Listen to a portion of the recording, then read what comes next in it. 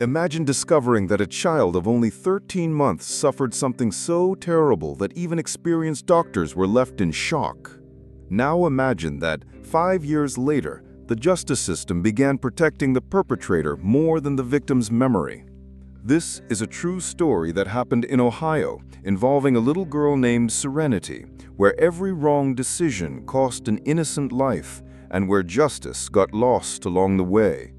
What you're about to discover goes beyond an ordinary crime. It's about how adults failed to protect a child, how warning signs were ignored, and how the very system that should seek justice ended up failing spectacularly. If you haven't subscribed to the channel yet, do it now, because stories like this need to be told so that other children can be protected.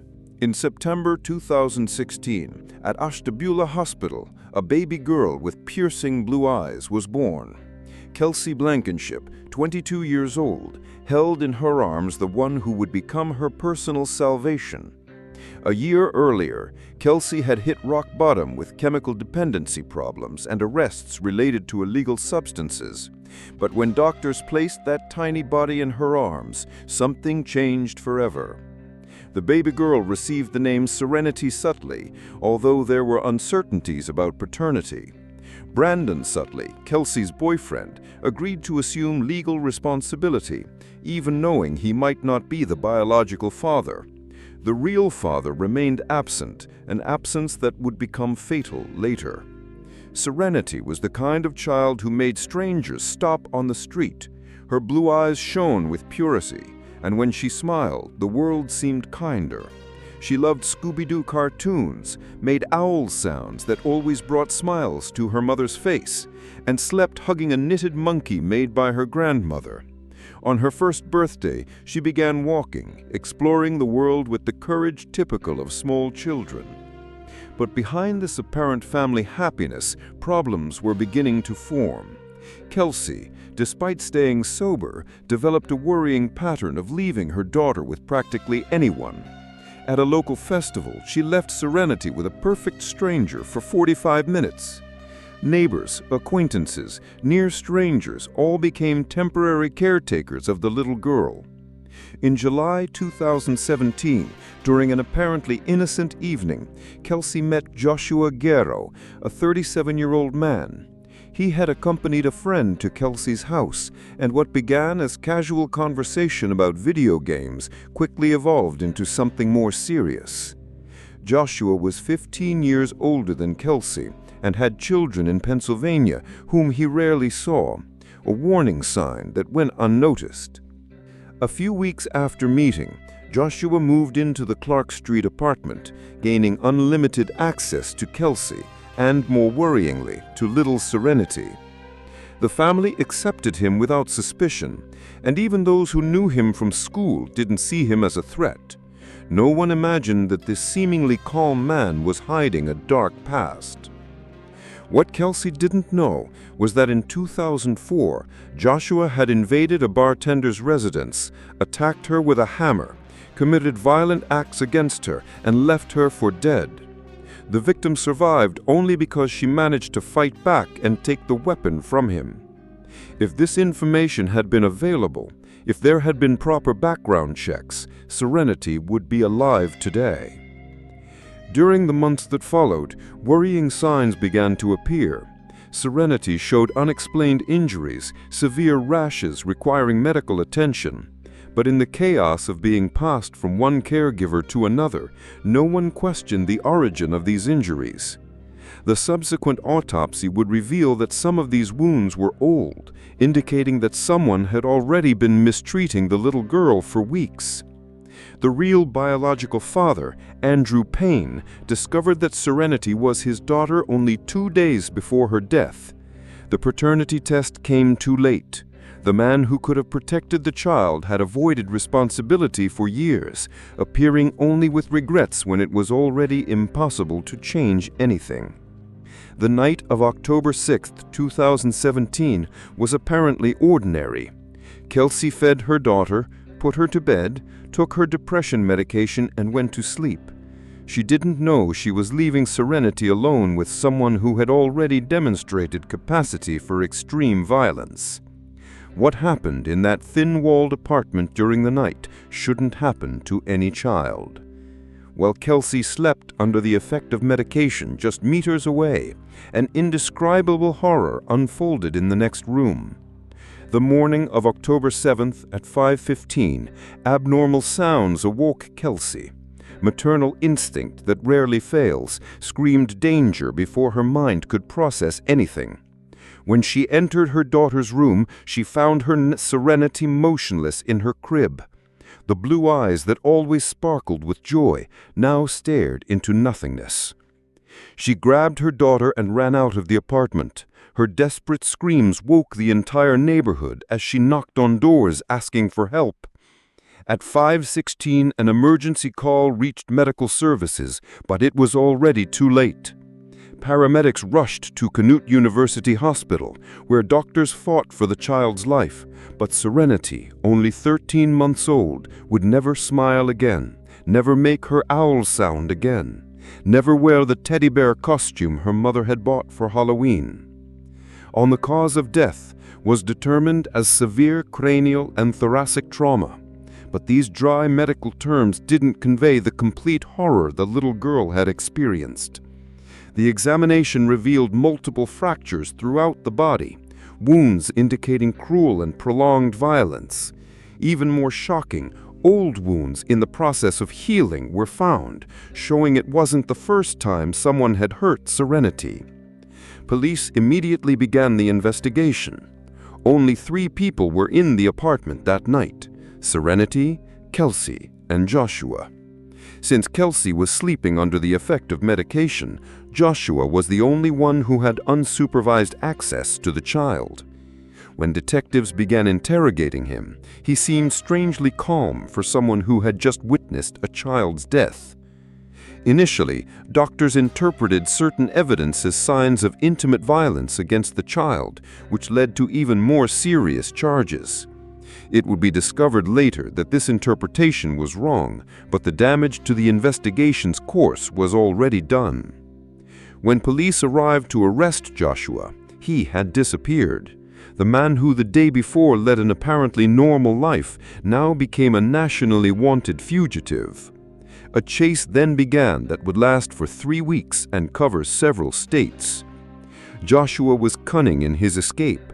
He hitchhiked through rural areas, hid in Pennsylvania forests, and lived like a nomad to avoid capture.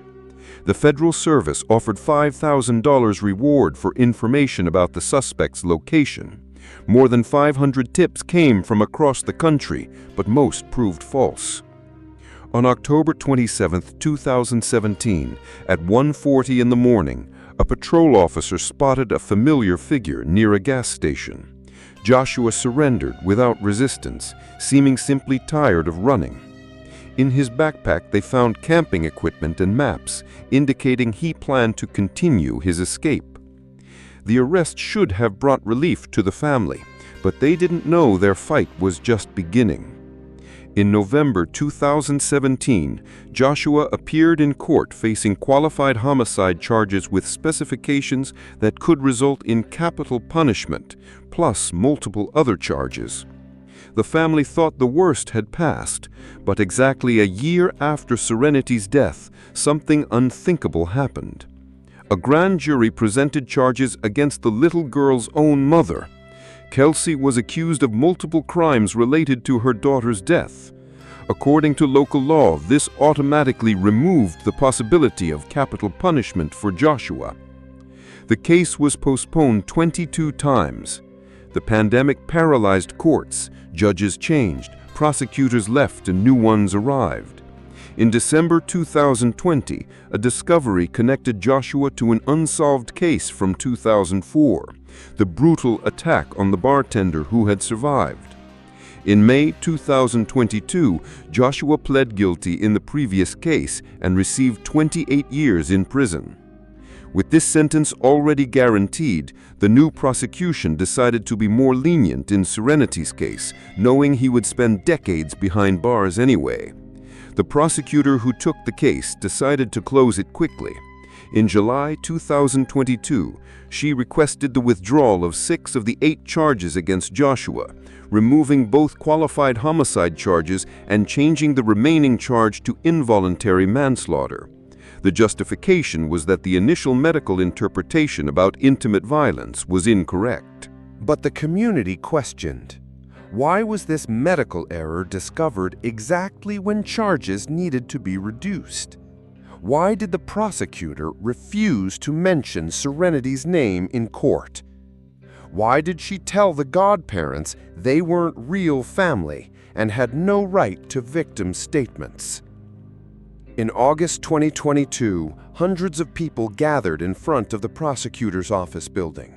They held photos of Serenity and demanded justice. Motorcyclists put the little girl's photo on their bikes and paraded past the courthouse. Serenity's great-grandmother positioned herself before the crowd, stating that the little girl's life mattered. In March 2021, Kelsey accepted a judicial agreement, pleading guilty to involuntary manslaughter and child endangerment. 6 years in prison for not protecting her daughter from the danger she herself had brought home. Many in the community saw this as an attempt to find a scapegoat. Finally, in October 2022, came the day the family had waited 5 years for. Joshua, now 42 years old, pleaded guilty to involuntary manslaughter and aggravated assault, not murder, as he was initially charged. During victim statements, Serenity's grandmother demanded that the perpetrator turn around and look at the family. He should see the emotions of what he did to the families, she said. He should be forced to see us through the emotions, instead of turning his back on us like this means nothing. Even at the moment of sentencing, Joshua remained a coward. He stayed seated with his back to the family, whose hearts he had broken forever. The judge sentenced him to 8 years for Serenity's death, to be served after the 28 years from the previous case. Total sentence, 36 years, with possible parole when he's in his 70s. The bitter irony wasn't lost on the family. He received 28 years for attacking an adult woman capable of defending herself, but only 8 years for taking the life of a defenseless 13-month-old child. Serenity lived only 13 months and 24 days. In that time, she brought smiles to dozens of people, learned to walk, fell in love with cartoons. Her life was full of love, even though it ended in tragedy. The justice system failed her in multiple ways. Prosecutors protected the perpetrator more than her memory. Judges allowed agreements that diminished the value of a child's life. But Serenity's memory proved stronger than the system's failures. Hundreds of people took to the streets demanding justice. Her story became a warning for parents and a call to action. Somewhere there's another mother ready to let a dangerous stranger into her home. Somewhere there's another prosecutor ready to sacrifice justice for a child to statistics. Somewhere there's another child who needs protection.